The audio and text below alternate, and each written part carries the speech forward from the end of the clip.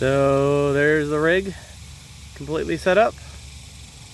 Really have everything on there. I took out the big sleeping bag, hoodie, and like pajama pants. Since it's summertime, I don't need that heavy stuff in the bike. But everything I need's in there except for food, camera gear. It's ready to roll.